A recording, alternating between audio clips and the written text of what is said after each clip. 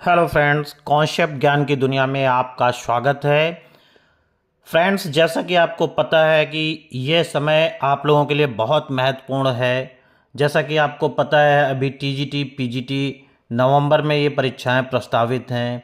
उसके बाद GIC LT grade, GIC lecturer की परीक्षाएं प्रस्तावित हैं। तो उसको देखते हुए ये समय आपके लिए बहुत ही महत्वपूर्ण है। और फिलहाल जो अभी वीडियोस आ रहे हैं, जो आपको पढ़ाया जा रहा है इन वीडियोस में, ये आपके लिए बहुत ही महत्वपूर्ण टॉपिक्स हैं।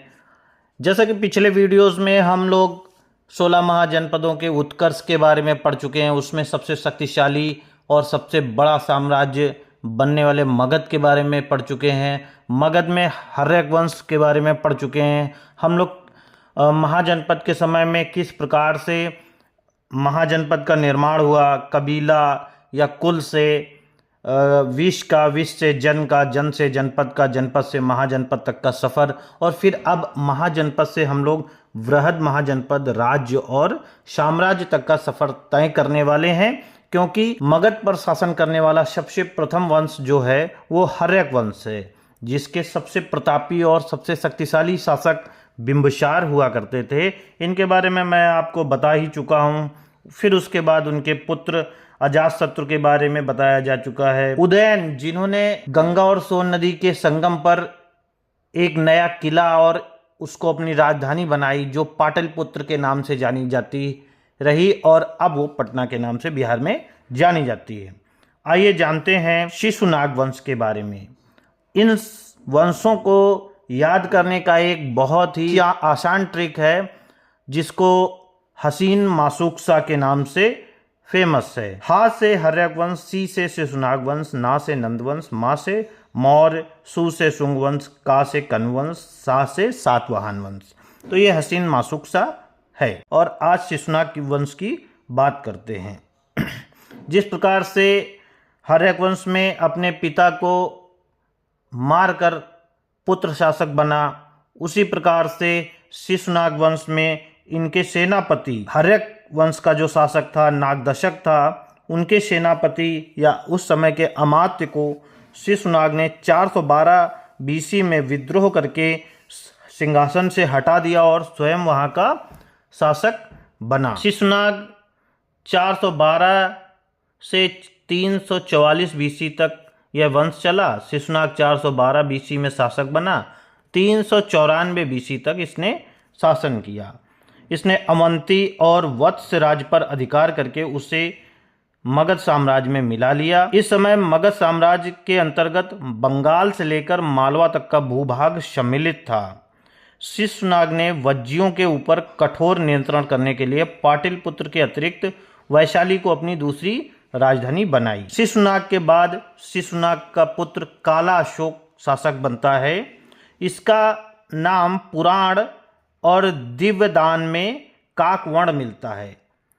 इसने 394 ईसा पूर्व से 366 ईसा पूर्व तक शासन किया और इसने पुनः वैशाली के स्थान पर पाटलिपुत्र को अपना राजधानी बनाया। कालाशोक के समय सिंहली महाकाव्यों के अनुसार गौतम बुद्ध के महापरिनिर्वाण के लगभग 100 वर्ष के बाद कालाशोक के शासन में ही 10वें वर्ष में वैशाली में द्वितीय बौद्ध संगीत का आयोजन हुआ। यह बौद्ध संगीत 383 ईस्वी पूर्व में बौद्ध धर्म में विभेद उत्पन्न होने के कारण यह दो संप्रदायों में स्थविर और महासंगीत में बट गए। कालाशोक के 10 पुत्रों ने शासन किया और इस वंश का सबसे अंतिम शासक नंदिवर्धन था। नंदिवर्धन 366 बीसी से 344 बीसी तक शासन किया। उसके बाद नंदिवर्धन को हटाकर महापद्मानंद ने शासन किया, जहां से नंद वंश की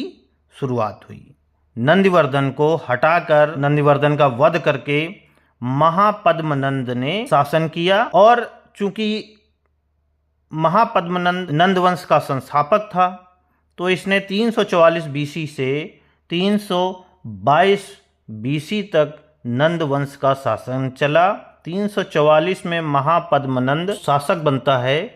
पुराण के अनुसार इस वंश का शासक महापद्मनंद ही है और यह एक शूद्र शासक था। जाति से ये नापित था यानी नाई था। पुराणों में महापद्मनंद को सर्व छत्रांतक या क्षत्रियों का नाश करने वाला बताया गया है तथा दूसरा भार्गव या दूसरा परशुराम की उपाधि दी गई है।